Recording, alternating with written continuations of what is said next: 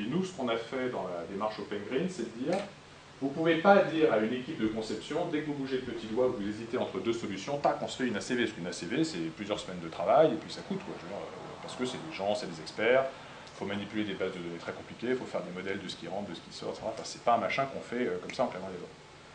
On ne peut pas décemment dire ça à une équipe de conception, genre ça ne marche pas concrètement sur le terrain, ça ne marche pas. Il faut pouvoir travailler un peu autrement. Donc, nous, on a travaillé à avoir une réponse graduée à ça. C'est-à-dire qu'il y a l'expérience. Maintenant, ça fait à peu près 30 ans qu'il y a des gens sérieux qui travaillent sur ce sujet. Donc, il y a des grandes priorités qu'on voit émerger assez clairement.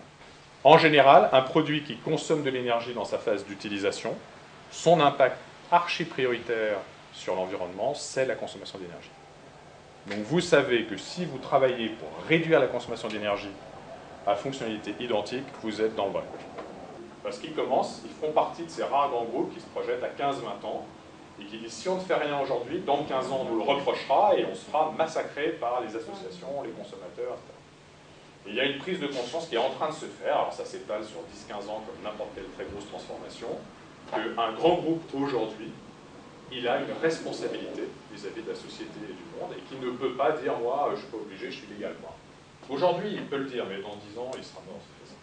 Un des messages que je veux vous passer, c'est qu'on a presque tous en tête cette idée que l'éco-conçu, le respectueux de l'environnement, c'est plus cher et plutôt un peu moins bien. Ça, il faut faire un sacrifice. Eh bien, c'est pas vrai. C'est pas vrai dans plein de cas. Alors, c'est vrai dans certains cas, hein, mais c'est vraiment pas tout blanc, tout noir. Et il ne faut pas baisser les bras par rapport à ça. Il y a plein d'endroits où les industriels tout à fait motivés ont trouvé des solutions pour faire des choses qui sont qualitativement aussi bonnes, voire meilleures, et qui, d'un point de vue économique, sont aussi bonnes, voire meilleures. Et donc, c'est pour ça que nous, on dit, il ne faut pas partir dans l'attitude de l'éco-conception classique, de se dire, je me rajoute une contrainte des normes, des trucs, des machins. Non, c'est dire, ok, j'ai une nouvelle façon de considérer mon métier, c'est enrichissant aussi pour des gens qui font de la conception de produits depuis 20 ans, de dire, tiens, j'intègre quelque chose de nouveau, ça donne de l'air aussi. Hein. Il faut partir avec cette attitude positive-là. Certes, c'est compliqué, mais ça se fait. Et il y a des gens qui trouvent des solutions.